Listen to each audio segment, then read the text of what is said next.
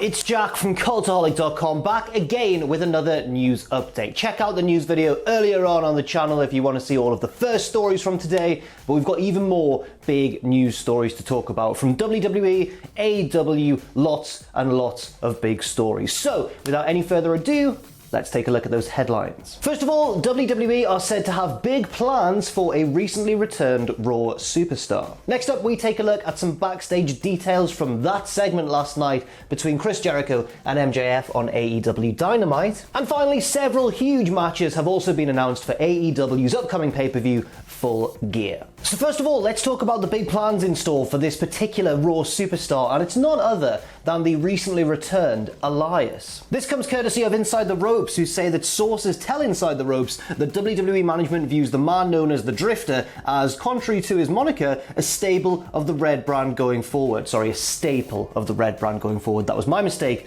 not the work of Inside the Ropes. They say that apparently WWE management also sees Elias as one of the show's top stars, and that him being drafted to the Red brand was a no-brainer, both for the performer's benefit and the benefit of Raw itself as a show. They then go on to cite the segment that we saw from Elias on Raw, which had a big chunk of time. He was performing songs with his band. There was, pyro and stuff, which Inside the Ropes have said the segment was allocated a good chunk of time and almost certainly financial budget as well. And then that time is a big reason for the former NXT star's shift to Raw. Apparently, WWE management has immense confidence in Elias as a performer to be able to fill any time allocation and deliver an entertaining performance. They go on to explain what they mean by this sort of the crucial nature of his ability to fill time, saying that Elias's move to Raw allows much more scope for longer musical and promo segments and resulting matches during a 3-hour show as opposed to 2 hours of SmackDown. And this is where those future plans come into play, because Inside the Ropes have also said that it's noted that Elias is viewed as a top superstar on the cusp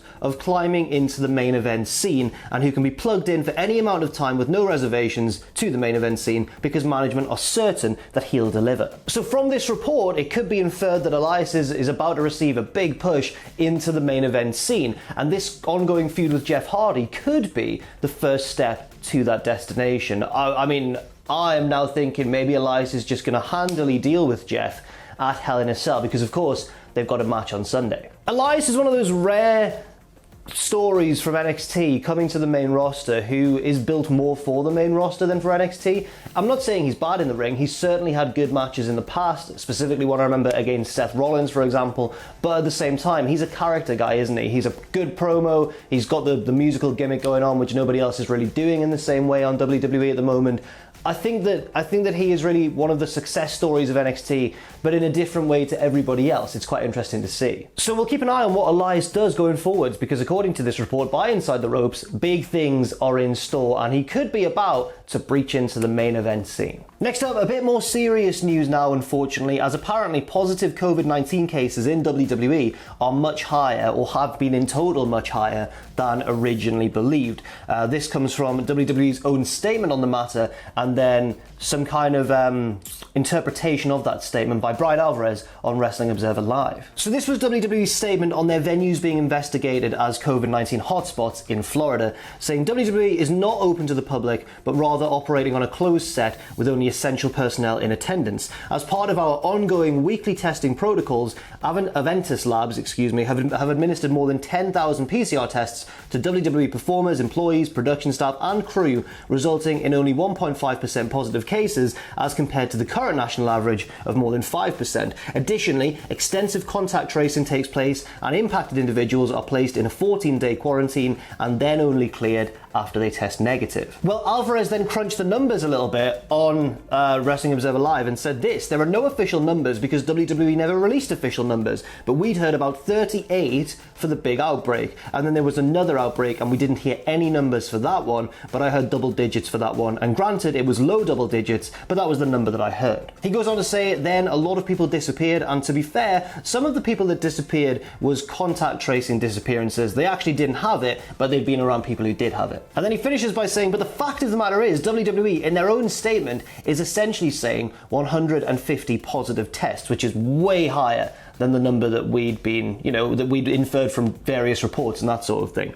That is insane, he says. And by the way, I know for sure that there have been individuals that tested positive and people that they lived with or their families, and they ended up getting it, and then they would not even be counted in WWE's testing. So he means like friends and relatives, I suppose, and housemates of the people affected. That is a crazy number of people that have contracted COVID-19 directly as a result from WWE. More on that as it develops. It seems like WWE in their own statement may have kind of revealed that a lot more people tested positive from working in WWE than we'd first imagined. Like way more, if that number is accurate and if Brian Alvarez's maths are correct. Now on to some brighter news, I think. Well, potentially, depending on your opinion, because we saw a very divisive segment on last night's AEW Dynamite. If you haven't seen Dynamite, what happened was we got the steak dinner, the dinner debonair that Jericho and MJF were going to have together, and it panned out not like anybody imagined. First of all, they got into a bit of a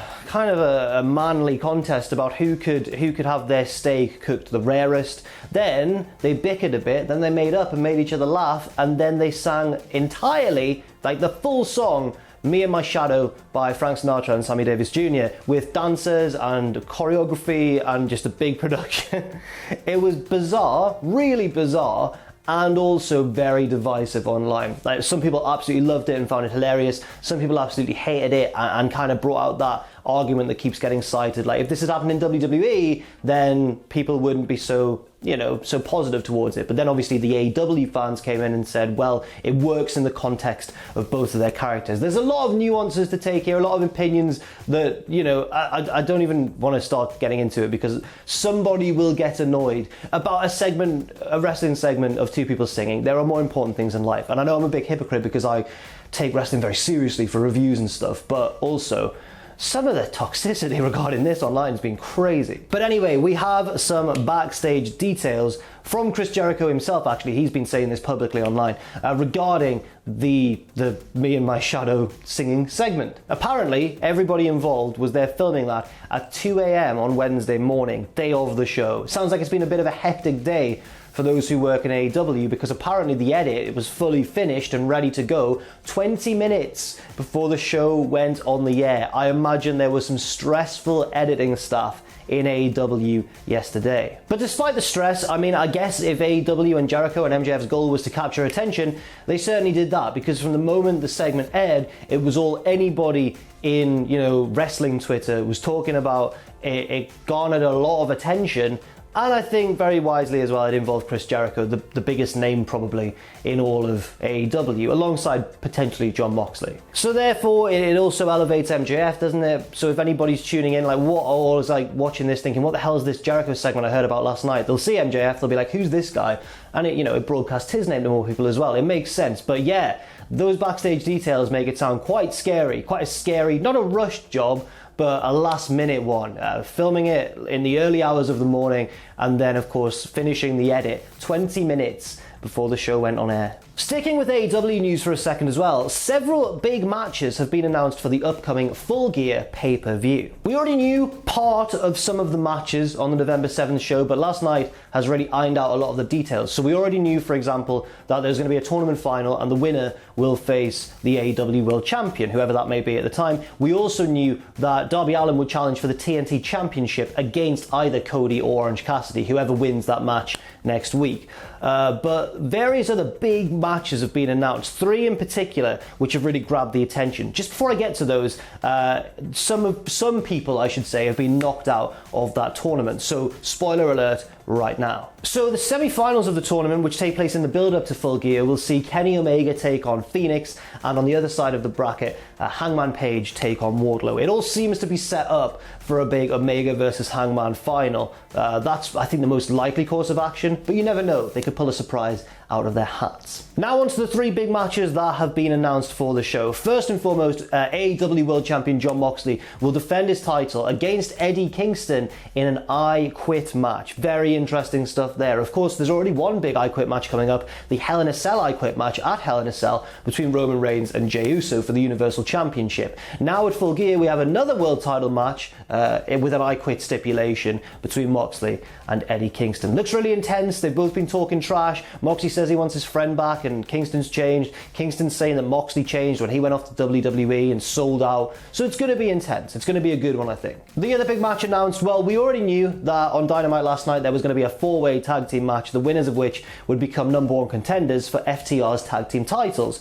The Young Bucks won the match. We are finally getting it. The big dream tag team match between FTR and the Young Bucks at Full Gear. Feels a bit weird now that after like 5 years or more of build-up, it's finally actually happening. And because there was so much hype behind it, I think that this might just be the first match between the two. I don't think they'll just do a one and done. I think there might be a few matches between the two teams. At least one rematch from this Full Gear match, but that's just my own prediction. I don't quite know for certain. And finally, the last match of the big three announced was Matt Hardy taking on Sammy Guevara in an Elite Deletion match, which I don't know what that's going to be like. It could be cinematic. It could also be a hardcore kind of stipulation, because the Broken Rules match certainly was, the one that went very wrong at All Out, and we're very glad that Matt Hardy's okay. There was a bit of controversy, or a bit of criticism about AEW allowing this feud to continue, despite, you know, the feud just being cursed, like guys getting injured, and yeah. But if they do a cinematic match, then they've got a chance to do this in a safe or a safer and more controlled environment. So maybe it's a good idea to have this Elite Deletion stipulation. Not sure why the word elite is in there, because is Matt still a member of the Elite? I always thought he was kind of just an affiliate. So I don't know, maybe someone from the Elite will get involved. Who knows? And finally, speaking of cinematic matches, we could be seeing one at NXT Halloween Havoc next Wednesday. Of course, it's not like a network special, it's just your standard weekly edition of NXT, but it's probably not going to be our standard weekly edition of NXT, is it? Because it's Halloween Havoc. There's going to be gimmickry, there's going to be costumes, it's going to be very interesting. So it was announced on last night's NXT that Dexter Lumis and Cameron Grimes will be facing off in a Haunted House of Terror match at Halloween Havoc next week. The details of this stipulation haven't been revealed, but I think from that we can infer that it's probably going to have cinematic elements, right? And 3 other matches have also been announced for the show, big ones as well. Io Shirai versus Candice LeRae for the Women's Championship, Damian Priest versus Johnny Gargano again for the North American Championship, both with stipulations to be determined by the spin the wheel, make the deal thing that they've kind of taken from WCW, and Rhea Ripley versus Raquel Gonzalez, who was a bit of a wrecking shop on NXT last night. So big matches there as well.